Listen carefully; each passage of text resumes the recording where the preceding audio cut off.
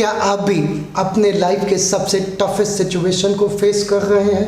आपके बहुत सारे प्रयास के बावजूद भी आपके कैरियर, आपके रिलेशनशिप और आपके लाइफ में दूर दूर तक पॉजिटिव चीज़ें नहीं नज़र आती हैं? Then this video is going to help you a lot. है स्वागत है आपका। मैं Vishnu Upadhyay, motivational speaker, data scientist and student coach.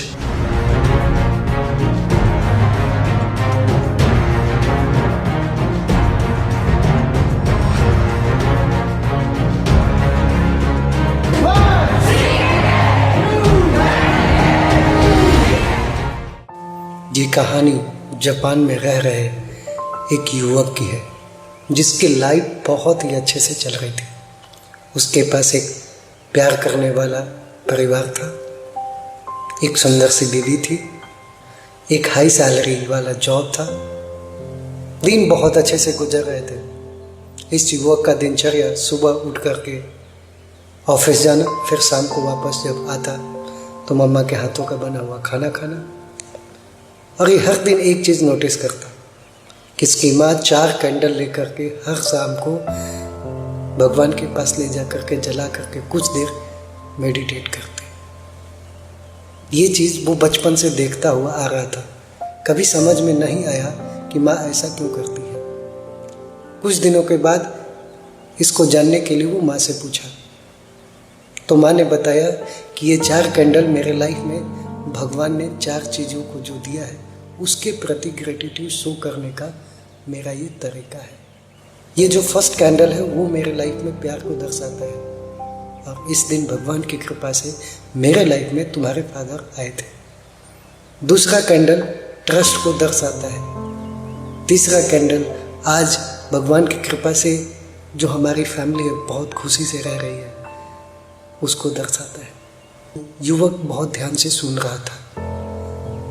तब उसने देखा कि ये चौथा वाला कैंडल बाकी 3 कैंडल से अलग था। तो उसके मन में जिज्ञासा हुई कि ये वाला कैंडल। उसने पूछा कि इसके बारे में क्या लॉजिक है। माँ ने बताया कि this is my life and इसकी वजह से बाकी के 3 कैंडल मेरी ज़िंदगी में आए हैं। मुझे आज भी वो दिन याद है जब मैं अनाथ थी, मेरे लाइफ में कोई नहीं था, तो मेरे फ्रेंड ने ये कैंडल गिफ्ट किया था और बोला था कि भगवान के पास जाओ। मैं इस कैंडल को कैंडल ऑफ होप कहती हूँ। और उस दिन के बाद मैं ये कैंडल लेकर के भगवान के पास जाती थी और प्रार्थना करती थी। फिर धीरे धीरे करके मेरी लाइफ बदल गई। कुछ दिनों के बाद होने को कुछ और मंजूर था और जापान में सुनामी आ गई। इस सुनामी में बहुत सारे परिवार के साथ साथ युवक के परिवार को भी लहरों ने निगल लिया। बहुत दिनों की बेहोश अवस्था के बाद जब युवक का आँख खुला तो उसने देखा कि चारों तरफ तबाही ही तबाही है।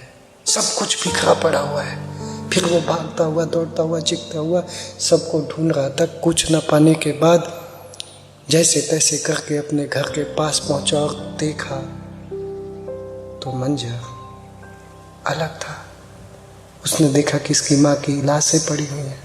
सारा फैमिली मर चुका है।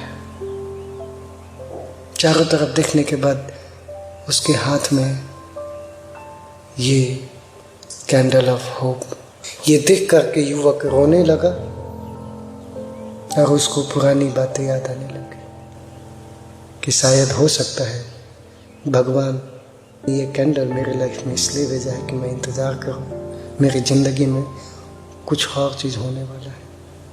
तभी देखता है कि कुछ पल के बाद हेलीकॉप्टर आती है और लड़के को रेस्क्यू करके लेकर के जाता है।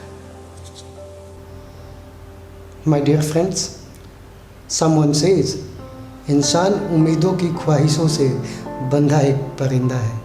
उम्मीदों से ही घायल, उम्मीदों से ही जिंदा है। My dear friends, maybe you are facing the most trouble situation in your life, but भगवान श्री कृष्ण भगवत गीता में कहते हैं कि सुख दुख तो मौसम की तरह आते जाते रहते हैं, लेकिन समझदार व्यक्ति को चाहिए कि वो इसको सहन करना सीखे। ये भी हो सकता है कि आप अपने प्रॉब्लम को सॉल्व करने के लिए बहुत सारी चीज़ें ट्राई किए हों, लेकिन ये भी हो सकता है कभी एक का रास्ता और बाकी हो, और ये भी हो सकता है कि ऊपर वाला आपकी परीक्षा ले रहा हो। Just wait for few minutes. तो कहते हैं ना, मुश्किल घड़ी है गुजर जाएगी, इंतज़ार तो कर, रातें लंबी और गहरी हो सकती हैं, सुबह भी आएगा, विश्वास तो कर।